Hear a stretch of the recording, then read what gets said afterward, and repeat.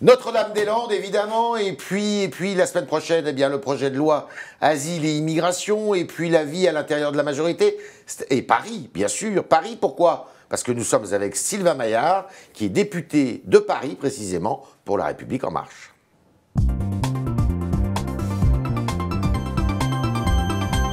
Sylvain Maillard, bonjour. Bonjour Yves. Alors, l'abandon de Notre-Dame-des-Landes, décision courageuse ou une retraite en race campagne? Décision déjà. C'est ce que je crois attendent les Français depuis 40, 50, 60 ans. On remonte en permanence. 50 ans. 50 ans, mais parfois on entend encore plus ancien. Ouais. Bref, il fallait prendre une décision. Ouais. Il n'y a pas de bonne ou de mauvaise décision. Ceux qui pensaient Il n'y a vraiment que des qu'il fallait... mauvaises décisions à prendre? En tout cas, je dirais que ceux qui pensent l'inverse, pensent qu'il fallait construire l'aéroport, ont des bonnes raisons de dire qu'il fallait le construire. Ouais. Ceux qui voulaient pas d'aéroport avaient de bonnes raisons de dire je veux pas d'aéroport. Ouais. Donc de toute façon, il fallait trancher. Ouais. Je crois que nous avons été élus en tout cas pour trancher. On a un gouvernement qui prend ses décisions. Et je voudrais juste saluer la démarche d'Édouard Philippe qui a passé 107 entretiens d'un Premier ministre sur ce dossier tout au long du mois de janvier. Ouais. Il a reçu tout le monde et je peux vous assurer qu'il a reçu vraiment tout le monde. Aller sur place pour prendre une décision en son intime conviction, c'est que ce dossier ne pouvait pas se faire. Et vous comprenez la droite qui crie là, qui dit mais en fait c'est la première promesse qui n'est pas tenue de Emmanuel Macron. C'est vrai d'ailleurs. D'abord, objectivement, c'est vrai. Toute la droite n'était pas pour le projet et certains saluent mais discrètement, plus discrètement. Ce matin, on particulièrement les élus locaux. Bruno Retailleau évidemment, mais Éric Woerth ce matin. Mais ils n'avaient qu'à le faire. Bruno Retailleau et sa majorité n'avaient qu'à le faire. Ils ont eu une majorité de 95 jusqu'à 2012. Ouais. Si vous voulez le faire, Notre-Dame-des-Landes, si c'était si important, si c'était si essentiel, ils auraient dû le faire et ils auraient dû l'imposer. Ouais. Et c'est pareil de l'autre côté pour Jean-Marc Ayrault. Vous êtes d'accord pour dire que c'est sa première promesse non tenue, promesse de campagne? Je pense que ça fait partie des sujets sur lesquels il a mandaté Édouard Philippe pour tenir un discours de vérité, pour rentrer dans le dossier. Lui n'était pas partie prenante dessus et de vraiment faire une intime conviction et lui a laissé la main. Vous êtes sûr que les zadistes vont partir d'eux-mêmes d'ici au printemps? On a des forces de l'ordre, je suis convaincu. Ce sera pas. S'il faut employer la force, on l'emploiera? Évidemment. Il faut que force revienne à la loi et que les zadistes s'en aillent. Après, est-ce que ce sera facile? Probablement non, mais ça prendra du temps. Mais évidemment, ce sera une zone qui sera entièrement redevenue normale, comme ça doit être partout sur la République. Député de la Nation, vous êtes satisfait de cette décision? Je suis content qu'il y ait une décision, tout simplement. Richard Ferrand, alors c'est le président du groupe de La République En Marche à l'Assemblée nationale. Il pensait être sorti d'affaires, une histoire d'immobilier en Bretagne, où est mêlée sa compagne. Et puis, bon, un juge d'instruction, pas n'importe lequel, Van Runebeck, rouvre le dossier et décide d'une instruction, enfin d'une enquête judiciaire, d'une information judiciaire, pardon. C'est un coup dur? C'est toujours compliqué pour un parlementaire de rentrer dans une procédure ou de commenter une procédure judiciaire de par notre statut. Oui, c'est compliqué. Bon. La réalité des choses, c'est que c'est un dossier sur lequel il avait été sorti d'affaires, c'était terminé, blanchi. Et là, il y a une plainte. Et d'un seul coup, Anticor, une association, revient et reprend. On a l'impression que c'est un supplice chinois, une tentative peut-être de déstabilisation. Bref, enfin, moi je fais confiance à la justice pour qu'une fois de plus, ce soit vite évacué. C'est un coup dur. C'est toujours un peu déstabilisant d'avoir en permanence des procédures judiciaires qui continuent, qui s'enchaînent, et puis qu'à chaque fois, la réponse est toujours la même. Nous, on a l'impression que c'est vraiment une tentative de déstabilisation. Pour le groupe, c'est une mauvaise nouvelle? Je pense que pour la France en général, c'est une mauvaise nouvelle quand il y a une décision de justice et qu'on continue. La France, en tout cas, oui, c'est un dirigeant important français, Richard Ferrand. Il fait partie vraiment de ceux qui font partie de vraiment la direction française. Donc, dans cette histoire? Moi, je suis convaincu, je l'ai toujours dit, en tout cas, je fais confiance à la justice et je suis convaincu, je ne connais pas le détail du dossier, je ne suis pas dans l'intimité du dossier, mais moi, je fais confiance à Richard Ferrand. Alors, il y a un sondage qui est paru ce mardi dans le Figaro, sur les ondes d'RTL, sur les écrans de LCI, un sondage Sofres pour le Figaro et pour ces médias-là, et qui dit Macron, président de droite, pour les Français, c'est un président de droite. Vous venez de la droite, du centre. Oui, c'est vrai, centre-droit. De droite et de gauche, il n'y a pas de bonne décision. Non, mais je vais aller plus loin. Je débute la conversation. Ouais. Il y a de droite et de gauche. Il y a des décisions que vous pouvez avoir une grille d'analyse qui serait plutôt de droite, d'autres plutôt de gauche. il y a surtout des décisions pragmatiques. L'ensemble des décisions, des projets de loi que nous avons portés, c'est plutôt des choses assez pragmatiques. Et parfois que la droite, et là je porte moi de ce que je suis un libéral, social, démocrate, européen, que porté par Emmanuel Macron, ce sont des valeurs qu'on a portées pendant la campagne électorale. Alors si l'électorat traditionnellement de droite se retrouve dedans, tant mieux. On est ravis, ça veut dire que c'est pragmatique tout simplement. Vos camarades députés de La République En Marche, vous marchez comme un seul homme là ou Parce qu'on a vu que sur les réformes économiques, en fait, vous êtes tous comme un seul homme. Hein. Parce que ce sont des réformes pragmatiques et ce sont des réformes que nous avons annoncées. Ce sont des réformes libérales pour vous ?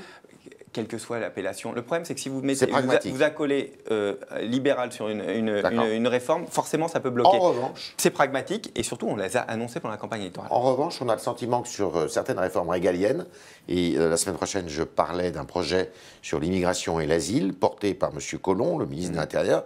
Là, il y a moins d'unité dans votre groupe. Vous confirmez ? Moi, je vais vous dire une réalité, Yves Tréhard. Il y a des discussions dans notre groupe, pas que sur cette loi, sur d'autres lois. Mais c'est vrai qu'on a une conception de discussion le mardi, le mercredi. Ça ne fuit jamais. On est tous ensemble. C'est le principe. On peut contester, on écoute les uns les autres. On fait de la politique. Ça conteste beaucoup. Dites la vérité. On se conteste entre nous. Ça peut tout à fait. Vous engueulez ? Mais là, ça peut arriver. Mais la réalité des choses, c'est qu'on a une règle commune qui est que la majorité d'entre nous, une fois que la discussion a eu lieu, la majorité détermine une ligne et que nous nous tenons à cette ligne. Après, si ce n'est pas fondamentalement ma position, je ne vais pas me battre pour la vendre, mais en tout cas, on est vraiment derrière la décision qui est prise. Et ça m'est arrivé, moi, d'être plutôt mis dans des décisions plutôt en minorité, d'autres en majorité, mais j'assume l'intégralité comme l'ensemble de mes collègues. Pourtant, on a vu une députée LREM s'émouvoir publiquement pendant les questions au gouvernement de ce projet de loi, précisément. C'est une erreur sur la forme de la part de qui ? Et sur le fond de cette députée. C'est une erreur sur la forme et sur le fond. Elle a été rappelée à l'ordre ? Non, il n'y a pas de rappel à l'ordre. Nous, ce n'est pas comme ça que ça fonctionne. Moi, je pense que c'est une erreur parce que, d'abord, on n'avait aucun texte et que c'était une appréciation très personnelle qui n'avait pas été sur un dossier quand même essentiel sur lequel on n'avait pas eu une discussion encore tous ensemble. Donc je pense que sur la forme, c'était une erreur. Après, libre à elle, elle est députée de la République et elle peut porter la voix qu'elle le souhaite. Vous lui en voulez ? Non, on n'en veut pas. C'est juste on apprend, nous aussi, en marchant, tout simplement. C'est notre rôle aussi d'apprendre en marchant et de pouvoir évoluer au fur et à mesure et d'apprendre aussi de ce qui fonctionne et ce qui ne fonctionne pas. Est-ce que ce projet, de ce que vous en connaissez, est-ce qu'il vous convient, ce projet asile et immigration qui consiste à dire ceux qui sont éligibles au droit d'asile, pas de problème, sauf qu'on va accélérer les procédures. Ceux qui ne sont pas éligibles, reconduite à la frontière. Et cette loi, vraiment, on le fait. Vous l'avez parfaitement expliqué. C'est une loi pragmatique. D'abord, pourquoi on fait une loi ? Une loi, on en fait tout le temps. Pourquoi on fait une loi ? On voit bien que ça ne fonctionne pas. On est parisien, on sait aussi la porte de la chapelle, ce qui se passe et les conditions indignes dans lesquelles on accueille les réfugiés. Nous, ce que l'on veut, c'est d'être très pragmatique. Il y a des droits d'asile et c'est l'honneur de la France d'accepter ceux qui sont en très grande difficulté, qui ont le droit à ce droit d'asile. Beaucoup d'ailleurs ne sollicitent pas ce droit d'asile parce qu'ils ne savent pas ou tout simplement sont mal orientés. On sait très bien que les procédures prennent trop de temps. Nous voulons les réduire à 4 mois. On veut que très rapidement, un réfugié qui arrive sur le sol français demande le droit d'asile. S'il est accepté, c'est notre honneur. Nous mettons de l'argent, plus de 300 millions dans ce budget. À la frontière. Cours de français, essentiel. Cours de français, accueil, formation professionnelle. Bref, il devient partie intégrante de notre communauté. Je voudrais juste prendre vraiment une minute dessus. Partie intégrante. De l'autre côté, celui qui n'est pas accepté, il faut être intraitable. Il faut être intraitable parce que sinon, on ne peut pas avoir de concordance. Et je voudrais juste, Yves Tréhard, si vous avez une remarque. Ceux qui sont opposants à nous, c'est très simple, ceux qui sont opposants, en fait, ne disent jamais la réalité des choses. Ils pensent différemment nous et nous acceptons. Ils pensent que tout simplement, parce que vous êtes un homme, parce que généralement c'est un homme qui a traversé le désert, qui a traversé la Libye avec toutes les horreurs, qui a traversé la Méditerranée avec tous ses risques, qui a traversé l'Europe pour arriver en France, a quelque part un droit d'être en France. On devrait lui donner des papiers. Ils ne le disent jamais, mais c'est la réalité de leur pensée. Nous nous opposons à ça. Nous avons une lecture plus simple du droit. Vous avez dans la procédure du droit d'asile où vous ne l'êtes pas. Parce que la France n'a pas les moyens de les accueillir. La France n'a évidemment pas les moyens d'accueillir tout le monde. Vous avez dit quand même avant Noël que certains de vos camarades de jeu vous insupportaient parce qu'ils se plaignaient, parce que Vous reconnaissez Bien que sûr, quand même, il y en a certains qui vous insupportent alors. Non, c'est pas une question d'insupporte. C'est ce que je n'accepte pas, comme d'ailleurs bon nombre, l'immense majorité d'entre nous, c'est qu'on vienne se plaindre sur nos conditions. On a accepté, on savait exactement, on n'oblige personne à être député. C'est un honneur, c'est le plus grand honneur professionnel qui m'a été fait de ma vie, et je n'accepte pas le fait qu'on puisse contester nos rémunérations, pas assez rémunérés, pas bien nourris, enfin bref, l'intégralité. Je pense que c'est une erreur. Après, parfois les rapports avec les journalistes sont un peu plus compliqués, plus difficiles à manier. Il faut les manier avec plus de subtilité. Vous êtes député de Paris, vous savez qu'il y a des élections municipales normalement en 2020, peut-être en 2021 si le calendrier change, mais normalement c'est 2020. Votre nom est cité souvent pour dire ah bah il pourrait être le candidat à la mairie, à la grande mairie de Paris. C'est vrai? Alors, moi, je vais vous dire la réalité des choses. On est à 3 ans d'une élection municipale importante, à Paris comme partout ailleurs. 2 ans et demi. Notre démarche, elle est très simple. C'est pendant cette année 2018, La République En Marche, on est challenger. Oui. On est challenger. On doit déjà construire une plateforme programmatique. D'accord. Non, mais on doit déjà avoir un message à porter. Pour le sur moment, Paris. Alors, vous me parlez de Paris, mais partout ailleurs, on doit porter déjà un message. Pour porter un message, ça ne peut pas être dire je suis contre eux, je suis contre, je ne veux pas de cela. C'est vraiment qu'est-ce qu'on veut pour les Parisiens ou ailleurs. Ça vous intéresse? Non, moi, je suis élu parisien local. Paris, c'est ma passion, j'adore ça, je vis ici, j'élève mes enfants ici, je suis élu d'ici. Évidemment que Paris, c'est toujours quelque chose d'important. Mais dans un process collectif, tous ensemble, en plus on a la chance de bien s'entendre, ce qui n'est peut-être pas toujours le cas dans la politique, mais c'est vrai que les élus s'entendent très bien avec Benjamin Griveaux, Stanislas Guérini, Hugues Rançon, l'ensemble des députés, Pierre Persson, Paco Mrupin, font partie, Élise Fagellès, j'en oublie plein, je vais me faire taper sur les doigts, Olivia Grégoire, font partie des députés avec lesquels on s'entend bien, avec lesquels on peut bien discuter et on peut avancer. Mais il y a aussi les marcheurs, l'organisation d'En Marche, qui fait qu'on a beaucoup de marcheurs à Paris, donc il faut construire un projet tous ensemble. Et il faut qu'on soit tous d'accord sur ce que l'on veut porter. Qui sera la tête de pont? Qui va décider qui sera la tête de pont? D'abord, ça se décidera, je pense, au courant 2019. Et évidemment, probablement, ce sera... en tout cas, l'Élysée donnera son avis, ça c'est assez certain. Christophe Castaner. Et il y aura normalement une commission nationale d'investiture. D'ailleurs, c'est pas normalement, ce sera comme ça dans toutes les grandes villes qui décidera quel est le meilleur ou la meilleure candidate. Commission nationale pour les grandes villes. Grandes villes et villes moyennes. Il faut battre Anne Hidalgo à Paris? Moi, je pense qu'Anne Hidalgo a un projet, un bilan. Alors, on commence à être à l'heure du bilan, mais un bilan plutôt négatif. Sur quel secteur, notamment les transports? Transport, mobilité, propreté. Enfin, cette ville est de plus en plus sale. Les mobilités, c'est, je pense, pour une catastrophe de ce qui se passe. L'organisation, et on a l'impression que parfois, elle est un peu déconnectée de la réalité avec un process plus international de Paris.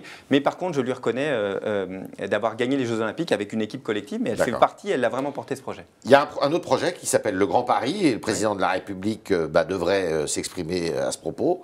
Le préfet de région a déjà dit que, eh bien, on pourrait construire une métropole avec Paris, puis les 3 départements de la petite couronne. Vous êtes d'accord avec ça? Il y a plusieurs possibilités sur la table. Ce qui est compliqué, c'est qu'on peut avoir une approche simpliste en disant je veux enlever telle collectivité, remettre telle autre. Ça paraît simple. En fait, on a toute une tuyauterie derrière, financière, organisationnelle, législative, compliquée à mettre en place. Donc, on a fait plusieurs propositions. Les députés ont fait plusieurs propositions qui sont étudiées à l'heure actuelle et par Matignon et par l'Élysée. Nous, on a plusieurs schémas possibles. On attend la décision d'Emmanuel Macron. Mais vous, qu'est-ce que vous préférez alors? Moi, j'ai toujours plutôt prôné une solution avec la fin des départements, parce que je pense que ça fait partie d'une tendance naturelle. Toute la région Non, juste limitrophes. Donc les 3 départements. Vous êtes en conformité avec le... Tout à fait. Je pense que à l'heure actuelle, les frontières du Grand Paris, région, en tous les cas, du Grand Paris correspondent à ce que l'on doit faire, à ce qu'on doit faire sur un Paris international, sur la taille d'un région Île-de-France, d'une certaine façon. C'est pour ça qu'il faut non pas parler uniquement fin de telle ou telle collectivité ou mise en avant de telle ou telle collectivité, mais c'est qu'est-ce qu'on veut faire, quel est le projet que l'on veut porter, quelle doit être la mission de la région, quelle doit être la mission de ce Grand Paris. C'est tout ça aussi sur lesquels on doit vraiment travailler. Vous n'avez pas peur de compliquer encore plus la construction administrative de toute la région? Je ne sais pas comment c'est possible de plus compliquer que la situation à l'heure actuelle où on enchaîne strate sur strate et toute décision doit avoir l'aval de 3, 4, 5 commissions. Bref, on perd tellement de temps, tellement d'argent, une organisation honnêtement à revoir. On continue avec vos questions. Nous sommes avec Sylvain Maillard, le député, un des députés de La République En Marche à Paris. Et bien Jean-Baptiste Semerjian va se faire le médiateur de vos questions devant lui.